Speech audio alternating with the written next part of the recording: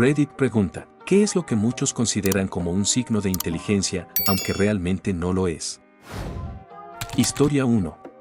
Recuerdo una vez, durante una reunión de amigos, cuando uno de ellos comenzó a hablar con entusiasmo sobre su última adquisición, una figura de edición limitada de Star Wars. Estaba tan emocionado que parecía que había encontrado el significado de la vida misma. Mientras hablaba, todos se mostraban fascinados, como si tener ese objeto fuera una muestra irrefutable de inteligencia. Se nos unió otro amigo, igualmente apasionado por el coleccionismo de Funko Pops, y la conversación derivó hacia una especie de competencia por mostrar quién tenía la colección más impresionante. De alguna manera, parecía que el hecho de ser un geek o coleccionar cosas raras los había elevado a una categoría superior. Sin embargo, me llamó la atención que, a pesar de todo ese conocimiento sobre películas y objetos coleccionables, cuando pasamos a temas más cotidianos, como la gramática, se volvieron completamente perdidos. Algunos no sabían distinguir entre un sustantivo y un verbo, algo que, para mí, siempre había sido tan simple. Era irónico ver cómo el entusiasmo por las figuras y los juegos de mesa había sido considerado como un signo de inteligencia, cuando en realidad les faltaba comprensión de conceptos básicos.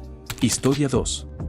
Recuerdo una conversación con un colega, un tipo brillante en su campo, que siempre se mostraba modesto y cauteloso al hablar. Estábamos discutiendo sobre un proyecto complicado en el que ambos trabajábamos, y él, a pesar de tener muchas ideas geniales, nunca decía esto es lo que hay que hacer sin más. En lugar de eso, solía matizar sus respuestas con frases como, no estoy seguro, pero creo que esta podría ser una opción viable, o esto podría funcionar, pero también hay que tener en cuenta estos otros factores. Mientras tanto, en el otro extremo de la sala, otro compañero, siempre con una actitud confiada, sostenía que había encontrado la solución definitiva para resolver el problema en cuestión, sin dudar ni un momento. Al principio, su seguridad parecía convincente, pero algo no me encajaba. Mi colega, el más humilde, siempre aclaraba sus puntos y se tomaba el tiempo para pensar en las posibles consecuencias de cada decisión. Fue entonces cuando me di cuenta de que la verdadera inteligencia no era aquella que pretendía tener todas las respuestas, sino la que sabía reconocer sus límites y cuestionarse constantemente.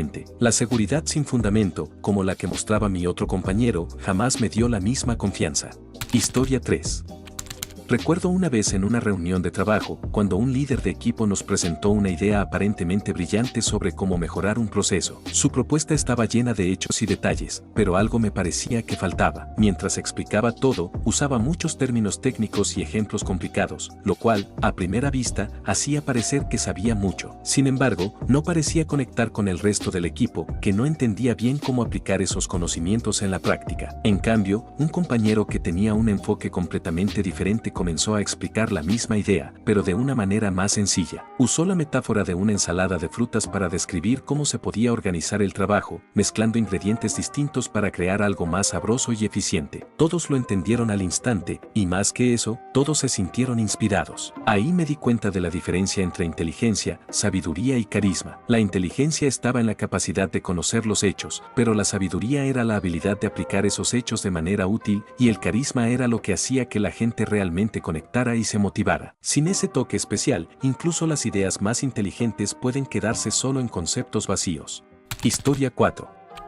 Hace unos meses, uno de mis amigos me comentó en broma que siempre me veía como la persona más inteligente del grupo porque, aparentemente, siempre tenía una respuesta para todo. Al principio, me hizo sentir bien, pero luego pensé en lo que realmente significaba esa afirmación. Claro, muchas veces tenía respuestas, pero no eran fruto de saberlo todo de antemano. Lo que realmente hacía era buscar activamente el conocimiento, ya fuera leyendo, preguntando o investigando. En una ocasión, durante una conversación sobre tecnología, uno de los temas que salió me resultaba confuso. En lugar de dar una respuesta rápida, como normalmente haría, decidí tomarme unos minutos para investigar. Al regresar, les expliqué lo que había aprendido de manera clara y precisa. Mi amigo, al escucharme, no pudo evitar decir, eso es exactamente lo que te hace tan inteligente, siempre sabes dónde buscar. Fue en ese momento que me di cuenta de que lo que la gente percibe como inteligencia no siempre es una cuestión de tener respuestas, sino de estar dispuesto a aprender, a cuestionar y a buscar respuestas cuando no las tienes. Historia 5.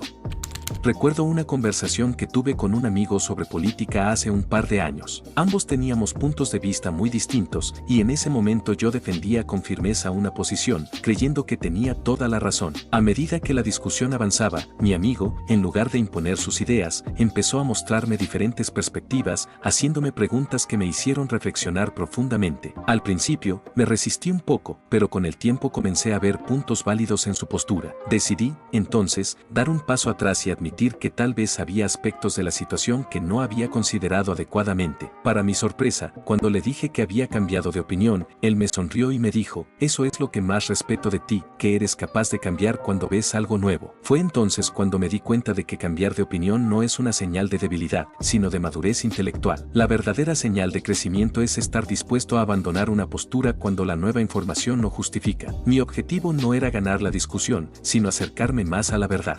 Historia 6. Hace un tiempo, me encontraba en una situación que me hizo reflexionar bastante sobre el valor de las opiniones. Había pasado semanas trabajando en un proyecto personal, algo que me apasionaba, y comencé a compartirlo en diferentes redes sociales para ver qué pensaban los demás. Estaba ansioso por recibir comentarios y, en general, quería que las personas me dijeran lo increíble que era mi trabajo. Sin embargo, conforme pasaron los días, me di cuenta de que la mayoría de las respuestas venían de extraños, que no me conocían en absoluto y que, en muchos casos, no sabían nada de lo que estaba realmente buscando transmitir. Algunos comentarios eran positivos, pero otros, aunque eran constructivos, no tenían nada que ver con mis objetivos o con lo que realmente me importaba. En medio de todo esto, me encontré en una conversación con mi esposa, quien, después de escucharme hablar sobre los comentarios en redes, me dijo algo muy sencillo pero profundo: "Lo que realmente importa es lo que piensen las personas que te conocen de verdad, como yo o tu jefe, no lo que digan desconocidos". En ese momento, me di cuenta de que había estado obsesionado con la validación de personas que no tenían ningún impacto directo en mi vida, mientras que las opiniones de aquellos que realmente importaban, las de mi esposa y las de mi jefe, eran las que realmente deberían guiarme. Después de todo, ellos eran los que conocían mi trabajo, mis valores y lo que quería lograr. Empecé a enfocarme más en sus consejos y en lo que realmente me ayudaría a crecer, y me di cuenta de que toda esa energía gastada tratando de impresionar a extraños en internet era simplemente una pérdida de tiempo. Historia 7. Recuerdo haber tenido una conversación con un colega que, desde el primer día en la empresa, siempre destacaba por sus títulos académicos. Hablaba con una seguridad impresionante sobre teorías complejas y utilizaba un lenguaje sofisticado que dejaba a todos impresionados. Era casi imposible no escucharle, porque parecía tener siempre la respuesta correcta a todo. La verdad, en su discurso había algo que no me terminaba de convencer, algo que no tenía que ver con el contenido, sino con la forma en que lo decía. En una reunión, se presentó un problema técnico que no tenía una solución clara, y mientras todos los demás intentábamos buscar una solución práctica, mi colega comenzó a usar jergas académicas y frases grandilocuentes para desviar la atención, haciendo que pareciera que él ya tenía la respuesta, aunque en realidad no estaba aportando nada útil. Al final, la capacidad de abordar un problema real y encontrar una respuesta efectiva era mucho más valiosa que cualquier título o discurso adornado. Historia 8. Hace unos años, estaba trabajando en un proyecto de electrónica que me tenía completamente absorbido. Había estudiado durante meses, practicado, probado, y me sentía realmente confiado en mis habilidades. Estaba listo para presentar el diseño a mis superiores, convencido de que todo estaba perfectamente resuelto. Sin embargo, un compañero, un ingeniero con más experiencia, me pidió que le mostrara cómo había solucionado un problema técnico específico. Mientras le explicaba, él me hizo unas preguntas simples que, en ese momento, me desconcertaron. Me di cuenta de que no había considerado ciertos detalles que, aunque pequeños, podrían afectar el rendimiento del proyecto. En ese instante, lo que pensé que era una solución definitiva se desmoronó y comprendí que aún había mucho por aprender. Mi compañero, con mucha humildad, me recordó que incluso los expertos, a pesar de sus años de experiencia, nunca dejan de aprender. Me hizo pensar en lo crucial que es reconocer nuestros límites, incluso cuando creemos tener el control. La verdadera inteligencia no está en saberlo todo, sino en estar dispuesto a cuestionar lo que sabes y aceptar que siempre hay algo nuevo por descubrir, sin importar cuán experto te consideres. Esa lección me acompañó siempre, recordándome que el conocimiento es un camino constante, no un destino. Historia 9. Había un compañero en la universidad que siempre presumía de ser el más inteligente del grupo porque podía resolver un cubo Rubik en menos de 2 minutos. Para él, cada vez que alguien mencionaba la palabra problema, automáticamente sacaba su cubo y comenzaba a girarlo, como si de alguna manera eso lo hiciera un experto en cualquier área. En una ocasión, durante un proyecto grupal importante, propuso una estrategia para presentar nuestra investigación, argumentando que su capacidad para resolver problemas complejos de manera rápida se traduciría en una presentación perfecta. Sin embargo, cuando nos encontramos con un desafío real, que requería más que una solución rápida, como hacer ajustes y adaptarnos a una nueva información, su enfoque no fue tan efectivo. Se dio cuenta de que su habilidad para resolver acertijos no lo hacía más competente en situaciones que exigían pensamiento estratégico y lógico. El cubo Rubik solo era un reflejo de su destreza manual, no de su capacidad para aplicar conocimientos de manera efectiva en situaciones complejas. Historia 10.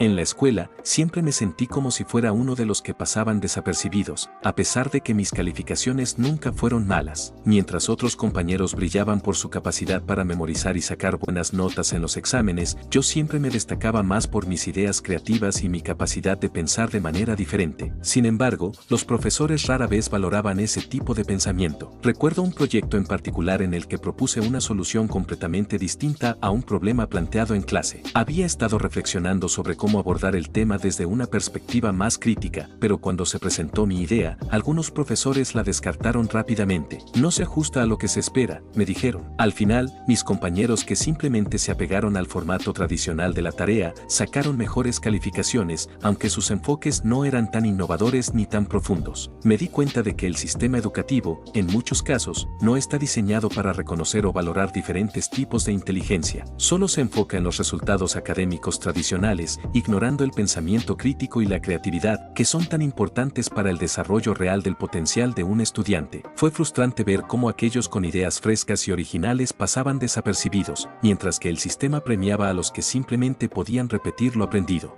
Historia 11.